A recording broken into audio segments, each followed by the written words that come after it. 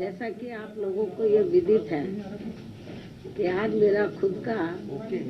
अपना जन्मदिन है और इस मौके पर सबसे पहले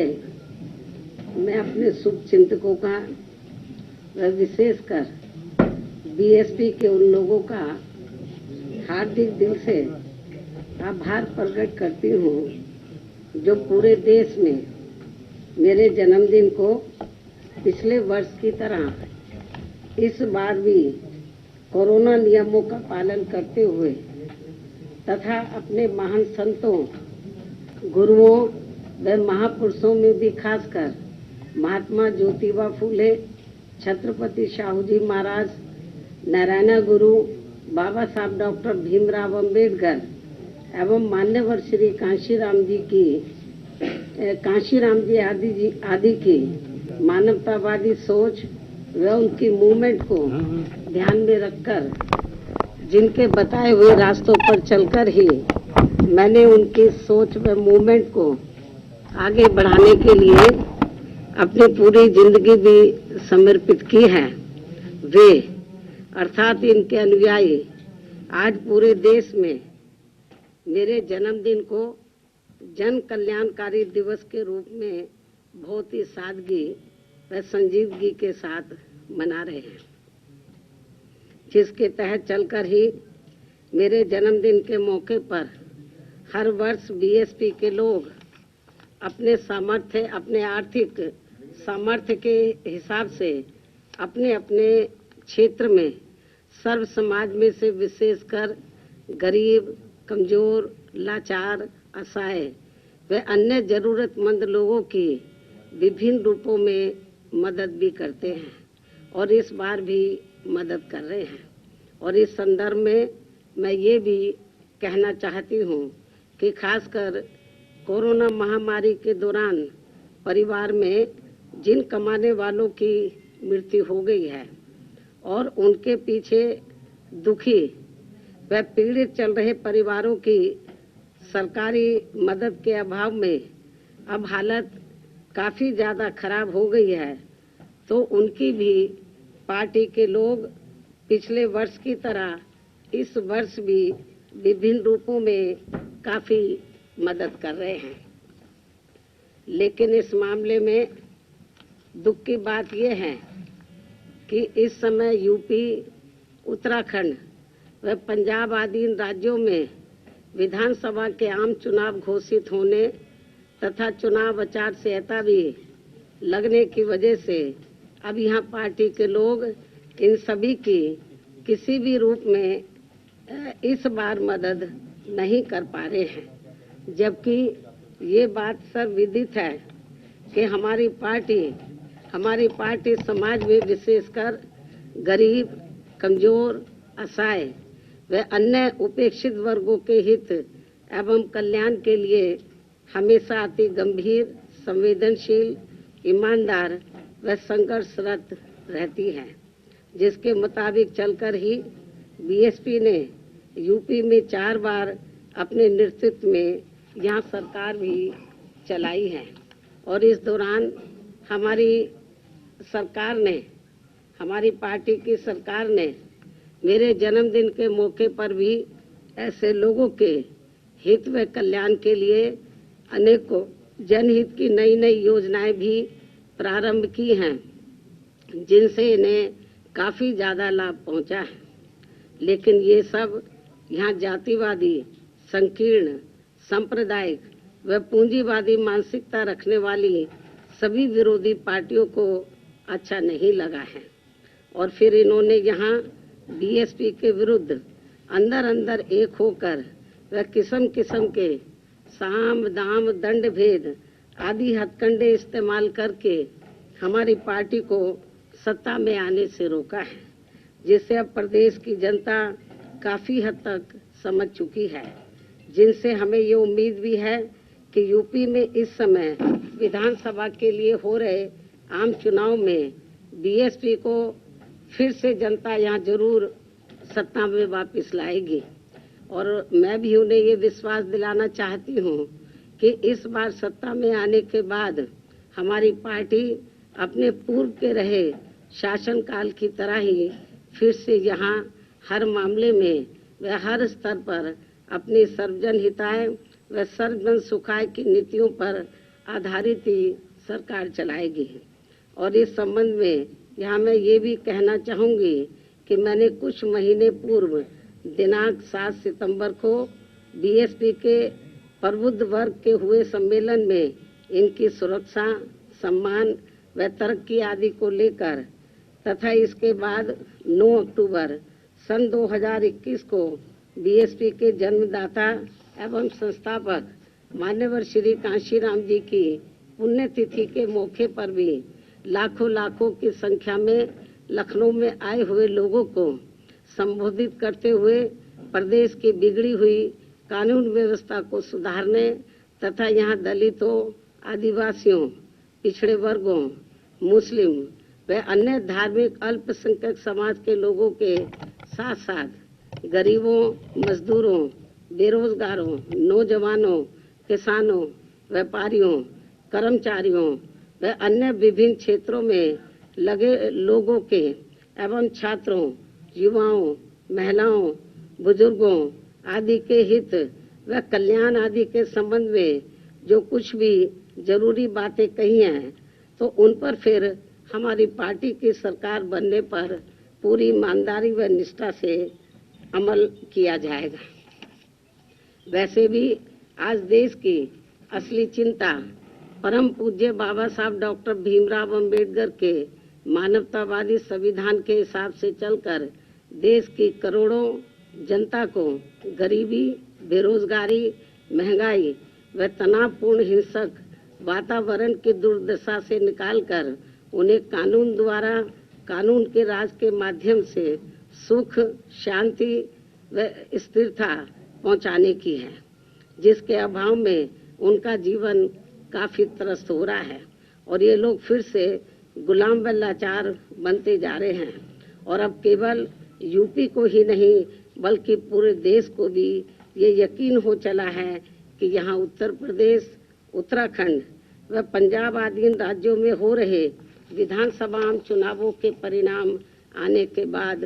देश में परिस्थिति जरूर बदलेगी और आम जनहित में कुछ जरूर बेहतर होगा। इस प्रकार काफी लंबी प्रतीक्षा के बाद अब नया साल सन 2022 यहाँ उम्मीदों की ऐसी नई किरण लेकर आ रहा है जिससे आम जनहित का भला होने की काफी प्रबल उम्मीद भी है। इस विश्वास के साथ ही अब मैं हर वर्ष की तरह इस वर्ष भी अपने जन्मदिन के शुभ अवसर पर मेरे खुद के द्वारा लिखित पुस्तक मेरे संघर्षमय जीवन एवं बीएसपी मूवमेंट का सफरनामा का हिंदी व अंग्रेजी संस्करण का भी जो मुख्य तौर पर एक वर्ष के दौरान का पार्टी व मूवमेंट के कार्यकलापों व संघर्षों आदि का साफ सुथरा लेखा जोखा होता है, उसे आज जारी किया जाता है। इसलिए ये पुस्तक खासकर वर्तमान में युवा पीढ़ी व आगे आने वाली पीढ़ी के लिए भी काफी प्रेरणादायक साबित होगी, ताकि मान्यवर श्री कांशीराम जी के नेतृत्व में उनकी त्याग, तपस्या व कठोर मेहनत से बनी बीएसपी की अम्बेडकरवादी व मानवतावादी मूवमेंट हमेशा आगे ही बढ़ती रहे और फिर उनकी ये मूवमेंट कभी भी आगे न रुके। और अब मैं इस प्रेरणादायी पुस्तक का विमोचन करूं, लेकिन इससे पहले आज मैं अपने जन्मदिन के मौके पर खासकर यूपी, उत्तराखंड व पंजाब में अपनी पार्टी के लोगों से ये भी अनुरोध करती हूँ कि पार्टी के जो लोग यहाँ चुनाव आचार संहिता लगने की वजह से इस बार मेरा जन्मदिन अपने अपने घरों में ही रहकर मना रहे हैं, वे कोरोना नियमों व चुनाव आचार संहिता का भी पालन करते हुए अपनी पार्टी के उम्मीदवारों को जिताने के लिए रात दिन खूब मेहनत करें और उन्हें भारी वोटों के अंतर से भी जरूर जिताएं। और यदि ऐसा हो जाता है और यहाँ सन 2007 की तरह फिर से बीएसपी की अकेले ही अपनी पूर्ण बहुमत की सरकार बन जाती है तो फिर यही इस बार मेरे जन्मदिन के लिए इनका ये खास व अत्यंत कीमती तोहफा भी होगा। लेकिन मुझे ये तोहफा देने के लिए पार्टी के लोगों को वोट पड़ने तक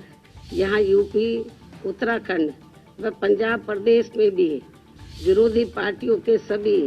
साम, दाम, दंड भेद आदि हथकंडों से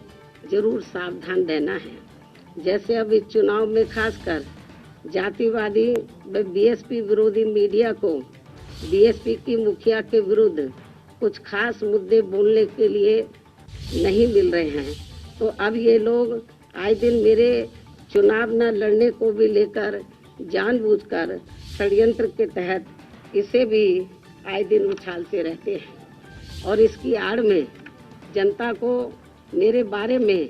ऐसा इम्प्रेशन भी देते हैं जैसे मैंने कभी कोई चुनाव ही नहीं लड़ा है, जबकि इनको ये मालूम होना चाहिए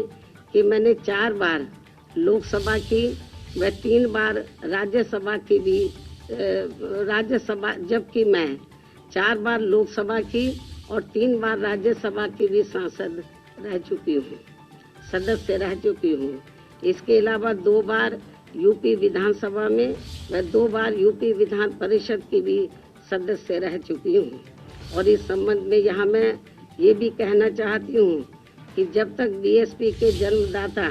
एवं संस्थापक मान्यवर श्री कांशीराम जी स्वास्थ्य के मामले में ठीक हालत में चलते रहे, तो तब तक वे सभी चुनावों को काफ़ी हद तक खुद ही संभाल लेते थे और उस समय में अधिकांश चुनाव लड़ती थी और ज़्यादातर चुनाव जीत कर भी आती थी। लेकिन इनके काफ़ी लंबे अरसे तक बीमार रहने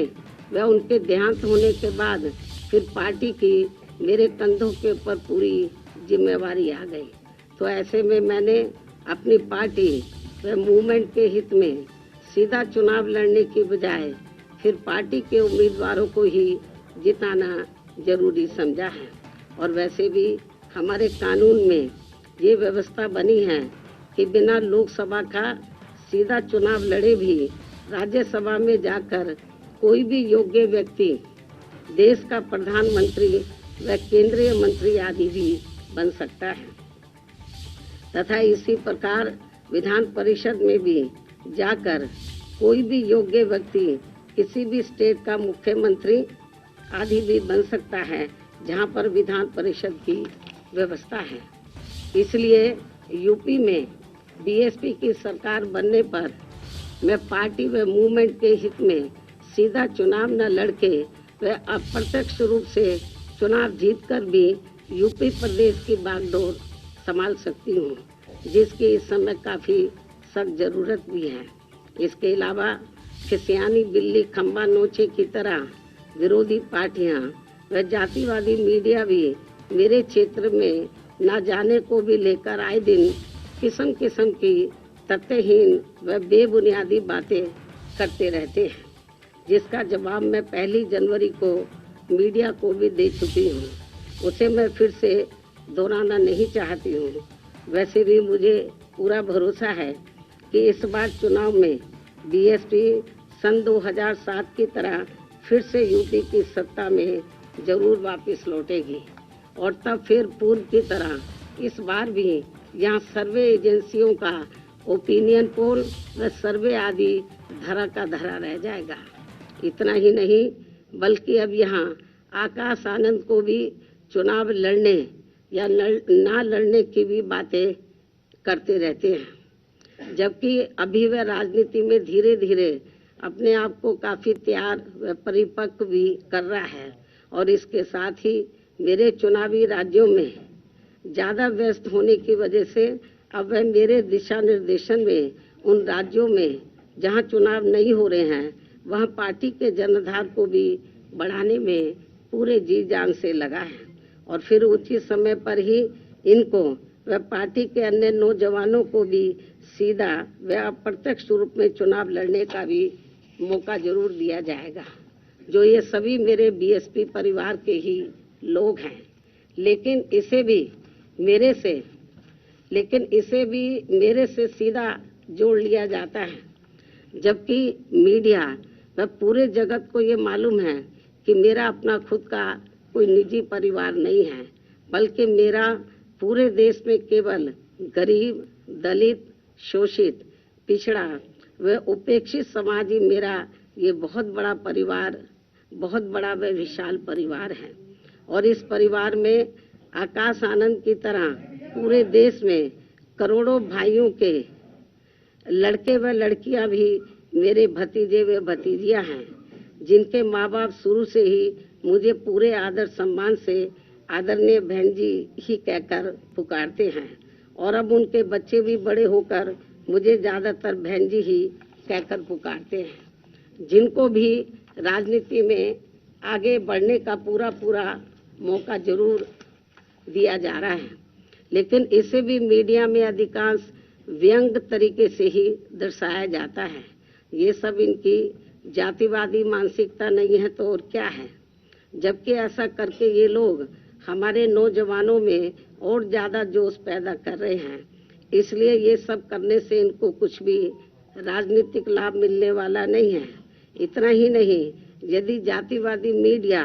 व विरोधी लोग भी आकाश आनंद के पीछे जबरदस्ती ऐसे ही पड़े रहे तो फिर मैं मान्यवर श्री कांशीराम जी की तरह इसको भी पार्टी में और भी ज़्यादा बढ़ावा देती रहूंगी। और अच्छी बात यह है कि पिछले कुछ समय से यहाँ यूपी में पार्टी के राष्ट्रीय महासचिव व राज्यसभा सांसद श्री एस.सी. मिश्रा जी के बेटे श्री कपिल मिश्रा भी अपने नौजवान साथियों को अपनी पार्टी में पूरी मेहनत के साथ जोड़ने में लगे हैं। मुझे पूरा भरोसा है कि इस चुनाव में हमारे नौजवानों का भी काफ़ी वोट बीएसपी को ही मिलने वाला है तथा यहाँ फिर से बीएसपी ही सत्ता में जरूर आएगी। इस उम्मीद के साथ ही अब मैं अपनी पुस्तक का विमोचन कर रही हूँ।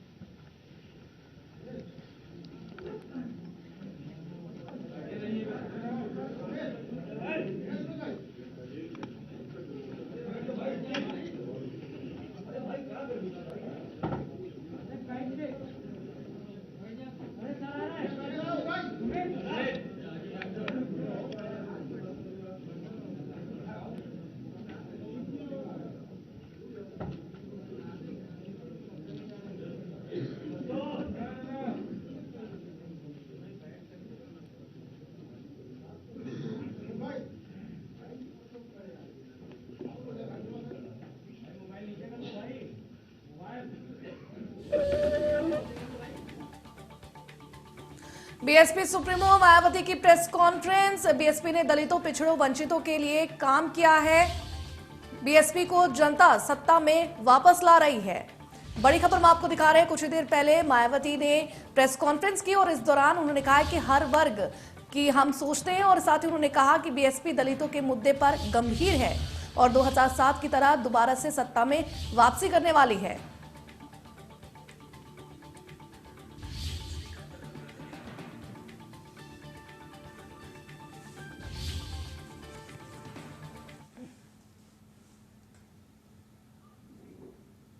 फिलहाल बुलेटिन में बस इतना ही। मुझे दीजिए इजाजत। देश प्रदेश की तमाम बड़ी खबरों के लिए आप देखते रहिए इंडिया न्यूज उत्तर प्रदेश उत्तराखंड।